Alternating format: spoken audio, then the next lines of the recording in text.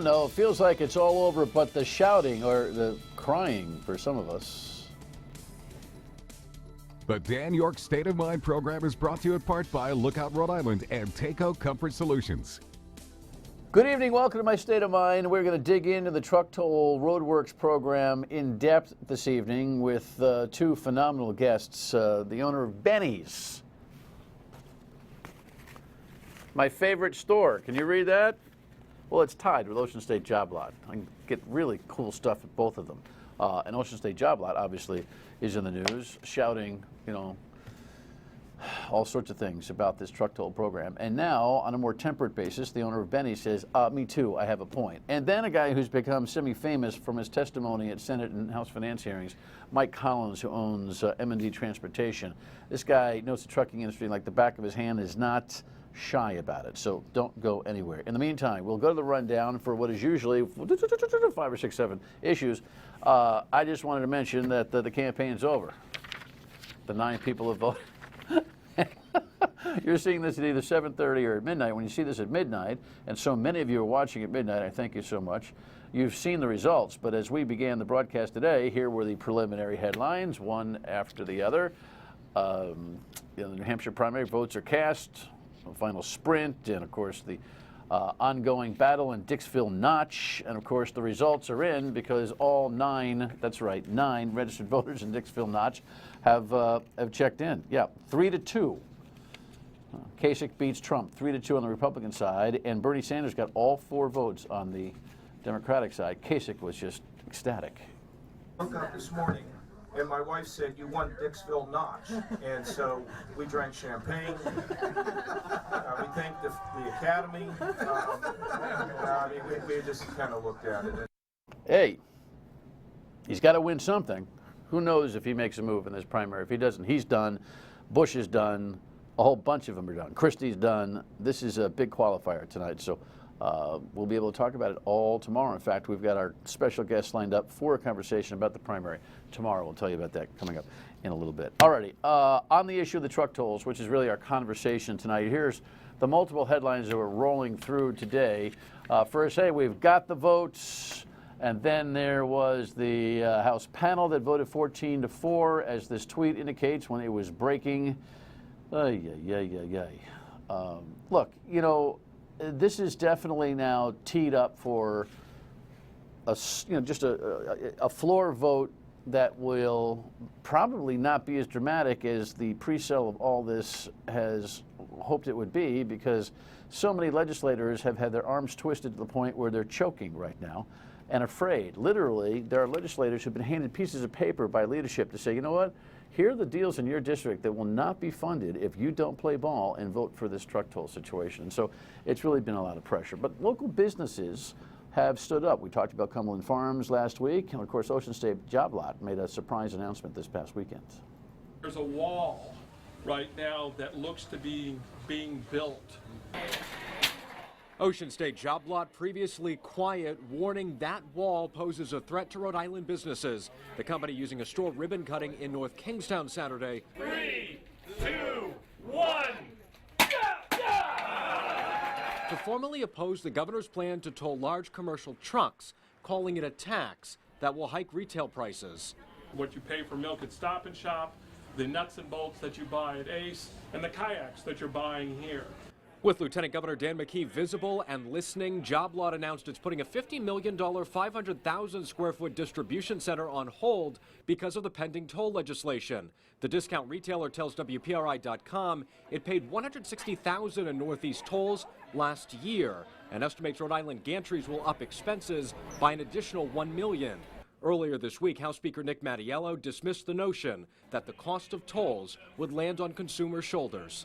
You've got the cost of the truck, $200,000, $250,000 plus, the diesel fuel, the driver, the property taxes, the licensing fees, and then they're going to come to Rhode Island, pay $9 or $10 in tolls, 20 the most. It's impossible. It's not going to. Job Lot says if the plan does move forward, it should feature incentives to help companies offset the cost of tolls. The governor left the door open on newsmakers. We're very open to the possibility of coming up with a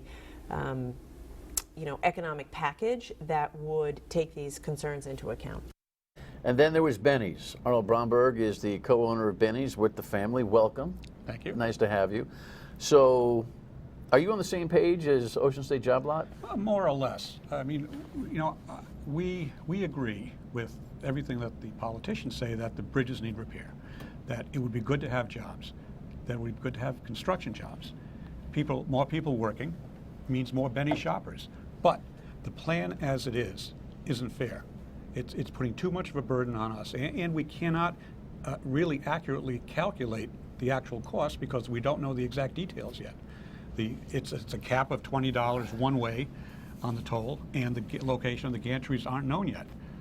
Well, they're proposed, but not specific. They're not specific. Right. But until we know everything, we can't accurately calculate it, but we do know it's going to run into a lot of money. It's an unnecessary expense. The governor says somebody's got to pay the freights. Mm-hmm. You got the short straw. Right. I think that, you know, they talk about the infrastructure. Okay? The infrastructure isn't just the bridges and the highways. The infrastructure is the people of the state of Rhode Island, and a level above that are our elected officials. And I think a lot of people count on them to make the best, most intelligent decision, and I don't think this is it. The economic issues, I think, are a key argument here, and we already had a consulting report that the governor had to commission, which admitted that that the tolls themselves are a downside to the economy, mitigated by what really is nothing more than a stimulus dump of borrowed and toll revenue money that goes into the hiring of people to do the work. You and I don't dispute that the work needs to be done, so I'm trying to figure out why that becomes a front and center argument. It hasn't. But what is your projection, not only for your fine business, which is now, what, 32 stores in the region? Yeah, 32 stores. And how many in Rhode Island? 15. 15. And we started in Providence in 1924, and we've always been located in Rhode Island, and we all live in Rhode Island. Right. Our trucks are all registered in Rhode Island. Well, listen, you're a beloved Rhode Island business. I mean, and this shouldn't mean something when a beloved Rhode Island business steps up and says whatever. But what's your projection on what the economic realities are, not just to your bottom line, but to the business community here? Well, I can only speak for us, and what I know is that when we get an added extra expense, we can't just say, okay, we're going to take it out of our profits. It doesn't work that way. That's not the way business works in the real world. The first option is we pass it along in the price of products, or we do less in charitable giving, or we spend less on TV and radio advertising. But it has to come from somewhere. Is business good? Business is pretty good. I mean, we sell snow shovels and rock salt. So right, exactly. This week it's terrific. Sure it is. Are you worried that business will suffer? No, I think... Because that's a key question. No, I think the best thing for the state and for our business and for any business would be for more people, more jobs. That's what the state is missing. I mean, the population of Rhode Island hasn't grown in the 50 years that I've been working, and I know that that's what we need. It's people coming in spending money that drives a retail business. What do you want? We don't mind paying a fair share of something, but I don't know what that is, because I don't know what this. I can't even put a calculation on the something that they're asking for. It's like chasing a chicken, isn't it? It's because you don't really know exactly how big the chicken is. Right, unless you're the fox. Right. It's tough. Dan McKee joined the arguments today. Steve, can we play this radio audio from his discussion with Gene Valicenti this morning on WPRO, talking about leveling the playing field? I don't support plans that are going to put that burden on the taxpayers, 100% of the Rhode Island taxpayers, when other states are spreading that cost over, people that drive their roads, the trucks that are on their roads that come from other states. Well, it's an unfair playing field, and I think we need to level that playing field. You buy the argument? I don't know. I mean, I'm not the expert in the trucks and the tolls in the different states. I'm concerned about the people that we employ in Rhode Island, and the business that we're doing here and the service we're trying to provide to people. We're trying to offer them our products at reasonable prices. Chamber of Commerce had a big to-do today. It was touted by media and press as a a business, labor, elected official. I don't know how many businesses actually stood up other than the chamber itself and Lori White. You were at that event. Yeah, I Did you wave your hand and say, but? No, I actually a little disappointed in the chamber. I heard about the event on the news this morning, on WPRO actually, and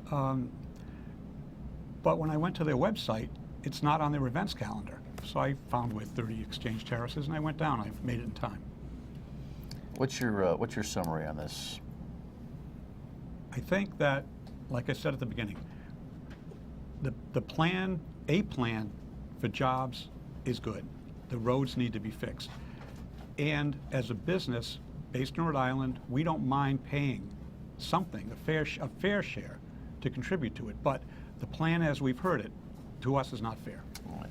We'll be in touch. I appreciate it. Thank you for your input on that. Thank you. I love Benny's. Not an endorsement, just the truth. When we come back, Mike's got some things to say. Stay with us.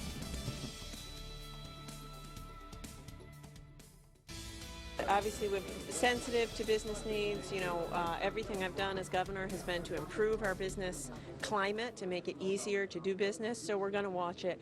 I will say almost every state from Maryland to Maine has tolls.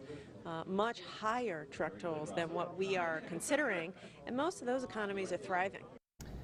I figured that would be a softball down the middle for Mike Collins from M&D Transportation in North Kingstown, correct? Yes, sir. $6 million business, you've said? 6+, yep. That's what you're doing? How long have you been running that company?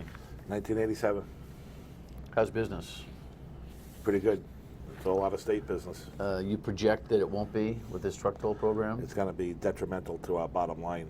The average trucking company in this country only works on 4% bottom line. This toll is going to cost us probably about $250,000. Do the math, it's not advantageous. Well, I've seen your testimony and thought that if we could bottle Mike Collins on 6 or 7 or 10 different issues, multiply you, we might have an energetic electorate that could actually fight back. But I play that piece of audio from the governor today because she is constantly talking about how the whole eastern corridor is just so chock full of tolls, and this is nothing but a drop in the bucket. Well, your response to that is what? Well, she's right in some aspect, but she fails to tell you that most of those roads are turnpikes that receive absolutely no federal funding. They're self-sufficient roads. Turnpikes and parkways are strictly funded by those toll revenue dollars. This is not the situation here in Rhode Island. Rhode Island's highways are federally funded, and she's trying to toll the bridges. So it's a totally different animal that we're dealing with here.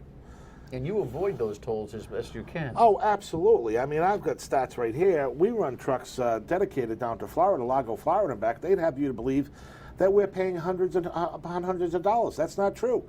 We run out Route 81, and we run $33 from here to Lago, Florida. And coming back, I think it's about $38 to $42. Whereas if we use the 95 corridor, it would be $315. But, you know, we've been in the business so long, we have programs that tell us the efficient way to run. And we can hit a button that says avoid tolls, avoid traffic. And we send that to the satellite units in the trucks. And it brings a little dashboard up called Copilot and says, go this way. And we route the trucks. We do that for fuel purchases. We do that for everything. We're pretty resilient people because we count pennies. And when you learn how to count pennies, you figure out ways to make money. So they're sitting back and saying, well, we're not going around. Oh, no, we're going around. Well, the whole diversion thing, it's the new phrase that the Truckers Association have brought to the conversation. And diversion simply means we're going to divert around the tolls. Has been argued by Governor Raimondo with this. Steve, if you could play for me the audio on the Pawtucket River Bridge that continues to go, fire that up if you would, please. A few years ago, we had a bridge that we had to weight restrict in Pawtucket. We had a big sign up that said, don't go over the bridge. And instead of diverting, truckers routinely paid fines of $1,000 or $2,000. So much so that the state took in more than $10 million in those fines. So I find it hard to believe that a trucker is going to divert to avoid a $20 toll when they didn't divert to avoid a $1,000 fine. Look, I've had to really check myself because I do not want to use the word lie with our governor. But I've determined that this is somehow become the biggest myth and lie that's been perpetrated by the supporters of this plan, that you guys, fat and happy in profit, just decided for, for convenience sake that you take a $1,000 hit to go over the Pawtucket River Bridge over a 5-year period of time. And by the way, the revenue is not $13 million, it was $6.9 million, and it was spread over all of the ticketing that went over that 5-year period. 5 or 6 years, you're right. But can you react to that for me? Oh, I most certainly can. First of all, it's such a fallacy because no company in their mind would ever route a driver to over that bridge and authorize that type of fine. Most of those drivers that did go over that bridge was a form of entrapment. And it's pretty interesting because the sign said Pawtucket River Bridge. It never said Route 95. And then when you take it one step further, Rhode Island State Police sat the other side of the bridge with an 18-ton toll warning, weight warning on one side of it, let them come over the bridge. That was supposed to be a safety precaution. That was a safety precaution with a 40-ton rig, and then wrote them their ticket.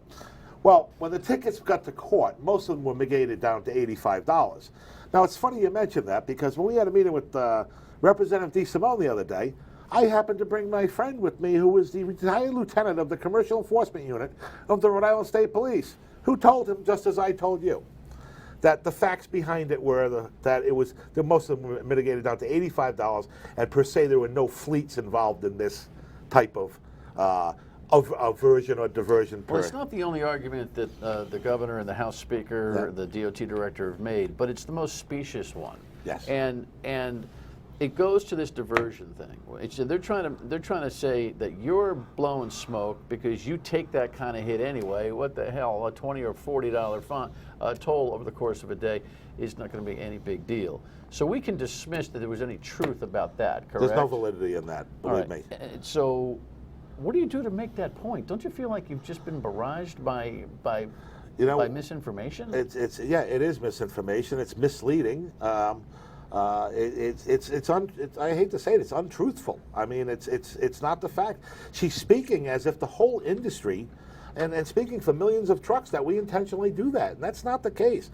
She singled out a select few that made an honest mistake, a driving mistake, no different than somebody taking a right turn when they weren't supposed to. I mean, it's a minuscule thing. It has no relation to what's going on here with RhodeWorks. The justification, if that's your justification for RhodeWorks, then you're so, I don't know, misguided. Or twisted. I don't know what it is. All right, when we come back, Mike's got a pink slip, and we'll talk a little bit about his experience speaking up on this issue, and he has spoken up on this issue. Stay with us. I was down there this afternoon. All right, so Mike Collins continues with us here. Earlier, Arnold Bromberg from Benny's was with us, and if you missed that, of course, if you're watching at 7:30, catch it at midnight tonight on Fox Providence, and if you missed both or you missed a part, foxprovidence.com, you can always catch this show. We post it at 8 o'clock every night online, and it stays there in perpetuity.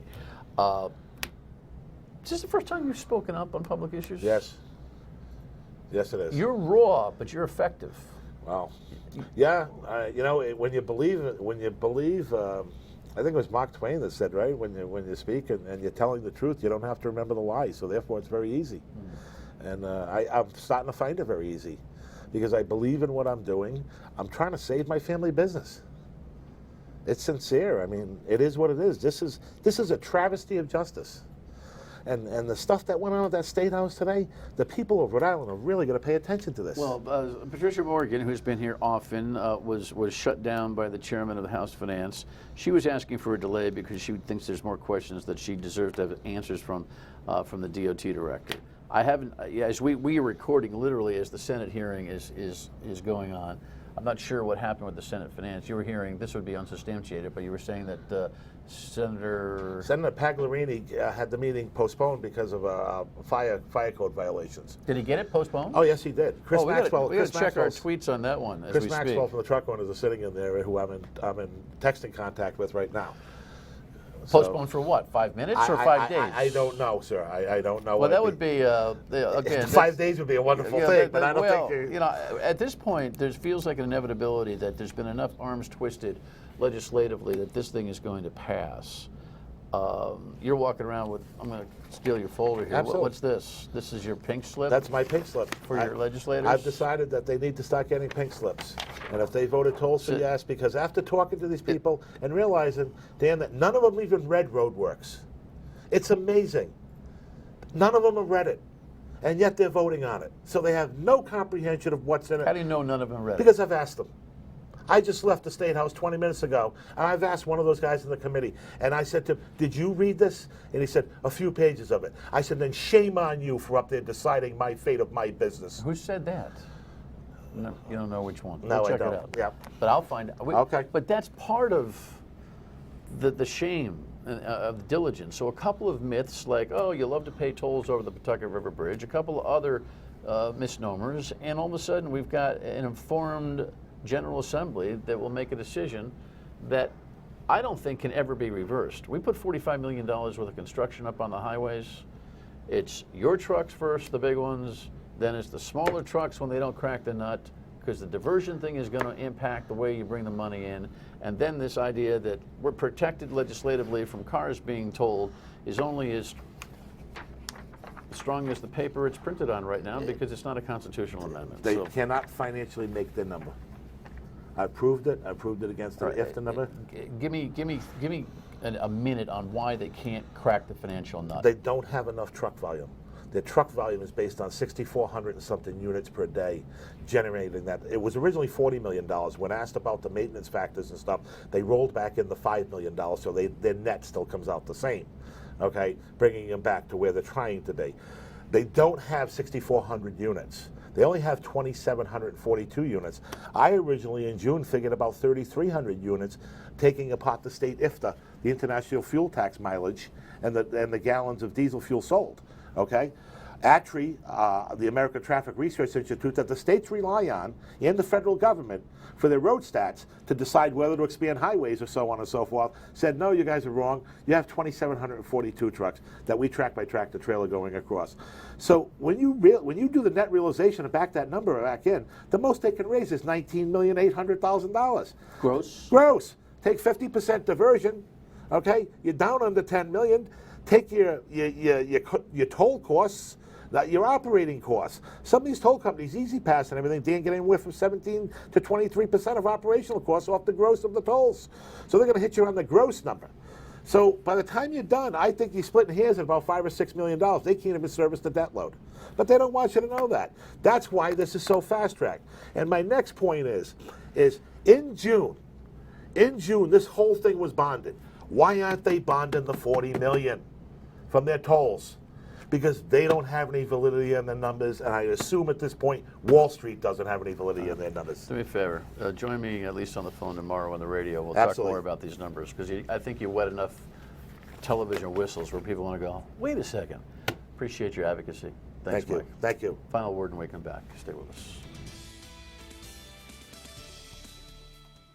So supposedly the floor vote is tomorrow on the truck tolls. We'll be on the radio tomorrow at noon, still digging at it. I will tell you this, though. We're all going to look like Cam Newton when this whole thing gets passed. Did you see old Cam walking out of the press conference after the Super Bowl? Cam, you're the new face of the NFL. Is there any chance you could think about acting like it? Good lordy little. All right, New Hampshire primary results analyzed back here tomorrow night. Thanks for watching. Appreciate it. Good night.